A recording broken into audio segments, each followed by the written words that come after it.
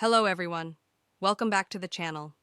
In today's video, we'll be diving into the fiery exchange between Kemi Badenoch, leader of the Conservative Party, and Prime Minister Sir Keir Starmer during Prime Minister's questions on December 4th, 2024. It was a heated back and forth that saw Badenoch hammering Starmer on a number of key issues, including recent scandals, budget cuts, and economic mismanagement. Let's break it all down. The session kicked off with Kemi Badenoch questioning the Prime Minister about the recent resignation of Transport Secretary Louise Haigh, who stepped down after it was revealed she had a past conviction for fraud.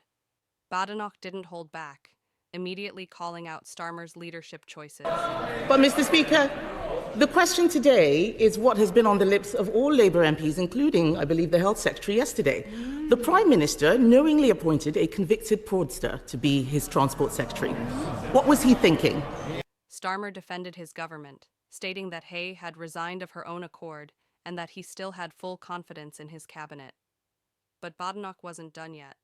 Mr. Speaker, the previous Transport Secretary was right when further information came forward to resign. What a marked contrast to behaviour in the last 14 years. Visas. She was thanking the previous Home Secretary for the work that was done. She championed it, she advocated it. Record numbers of immigration. Starmer acknowledged the tough financial decisions, but reiterated his government's commitment to maintaining the triple lock on pensions.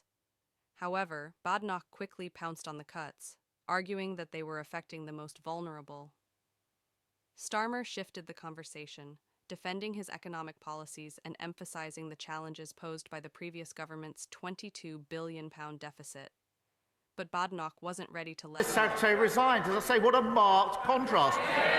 Whilst she's obsessing with the Westminster issues, we're getting on with fixing the mess, fixing the foundations, that £22 billion black hole, our prisons bursting, Mr. Speaker, as we found out last week, nearly 1 million net migration numbers because of the Tory open borders policy.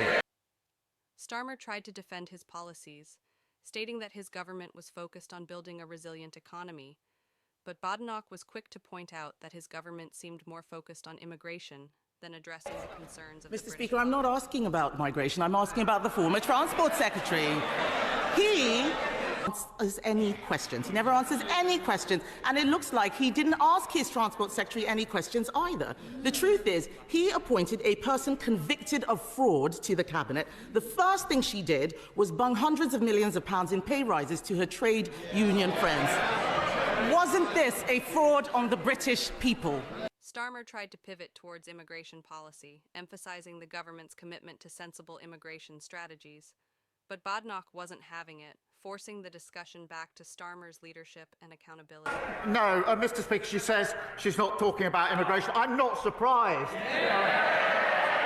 And I advise her and all of them not to talk about the economy or immigration for another 5 years. Speaker, he can try and change the topic as much as he likes, but the public are watching. He owes them an explanation. The country needs conviction politicians, not politicians with convictions. Wow, what an intense exchange. Kemi Badenoch certainly didn't hold back, and she made it clear that she believes Sir Keir Starmer's leadership is being tested on several fronts. And I think the whole House would have heard him fail to repeat his own pledge. He can't even repeat the pledges that he made just a few weeks ago. We are here to stop him from damaging the economy. From cabinet controversies to cuts affecting vulnerable people, Badenoch's criticisms hit hard. Meanwhile, Starmer defended his government's choices and priorities, though he found himself on the defensive throughout. Let us know what you think about this heated exchange. Was Kemi Badenoch justified in her criticisms, or is Starmer right to defend his leadership and economic policies? Leave your thoughts in the comments below, and don't forget to hit that like button if you enjoyed the analysis. Thanks for watching. Be sure to subscribe for more political breakdowns, and we'll catch you in the next video.